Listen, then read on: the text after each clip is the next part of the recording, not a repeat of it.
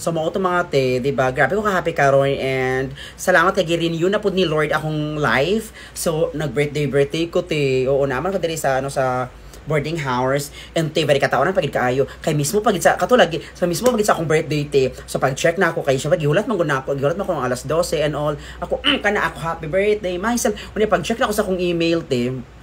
Kay pag check na ako sa akong email or gignan ako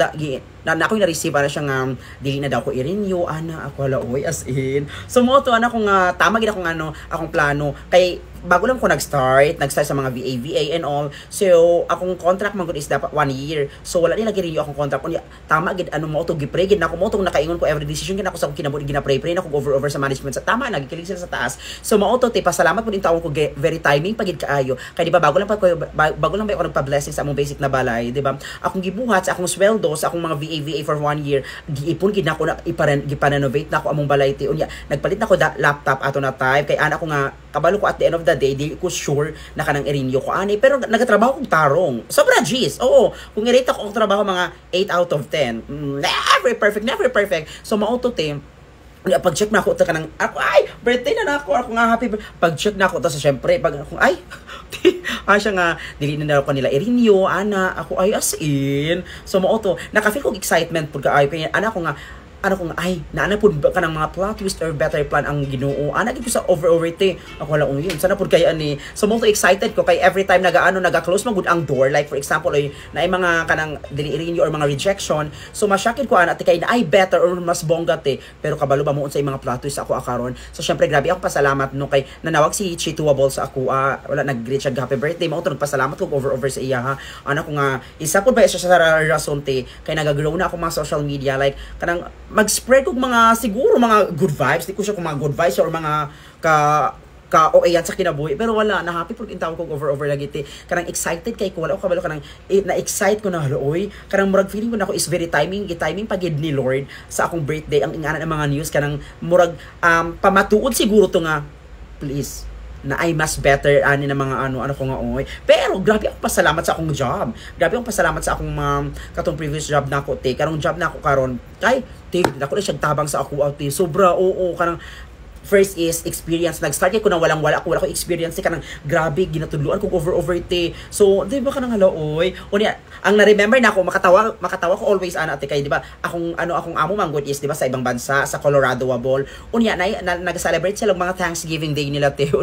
one time nagkamali ko over nasa lagi pa edit sa ako ng mga video mga picture sa ilang Thanksgiving Day unya akong natugtog te is give thanks on a grateful heart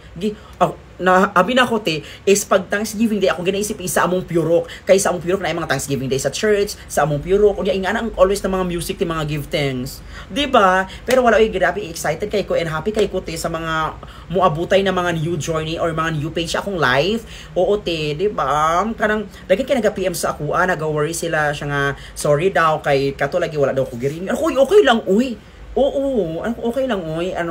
Naagid better na mga plan dili ko pabayaan ana sa management sa taas te ako mga banks. Dili gyapon ko ana nila pabayaan og over te. Unya very cute pagid kay very katawanan pagid kay di ba sa boarding house ko nag birthday kay syempre katuna time hala oy. Una nanawag ako mother siya nga so okay lang na oy okay lang kayo ma'am siya nga magpahuway na lang sa ka 1 week or 1 month ana siya nga i-enjoy imong balay atong balay kay syempre renovate ako nga laban lang ma'am no ako kay syempre ako nga mangitaling gapon ko work kay ako mangod akong basic na mga to very itom na si panog kabayo kay mag-eskwela naman pud siya ako nga naanak ko experience so naanak ko ipanglaban kanang karon pa lang ko karon pa lang ko nagsuko sa kadagang mga rejection in life diba never underestimate ang mga plano sa Ginoo te. So mauto wala na happy lang pud tawon ko and te paspas yung oras sapit na ako man akong birthday te wala so sa sa akong birthday April 3 te grabe ka nang lamig kay sa feeling ka nang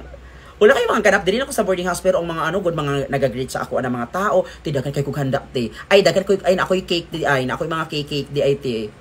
na ako'y mga cake na gipadala sa ako mga pagkaon unya na ay mga t-shirt te di ba kanang ana ko nga Lord oy kanang grabe na pud kaayo ha wala ko'y gasto te Oo, wala ko nag ano, ibis plano na ako magpalit kog cake para ano kung magpalit kog cake kay dili same dati nga dili ko kapalit pero karon te mura gigamit ni Lord ang instrumento ang mga tao te no kulo oy kaulaw pud ani oy. Pero syempre happy kay kuti ay. Oo. So mao to, ginahangyo na ako ang tanan sa pagpanindog. Ay, wala oy, happy birthday self and salamat kaayo Lord sa tanan-tanan na girenew nimo akong life. So ikaw dira kung feeling nimo nga kanang very stress kay kaite karon lang na stress, dili everyday stress ka, dili everyday fiesta, dili everyday birthday. Di ba? Wow.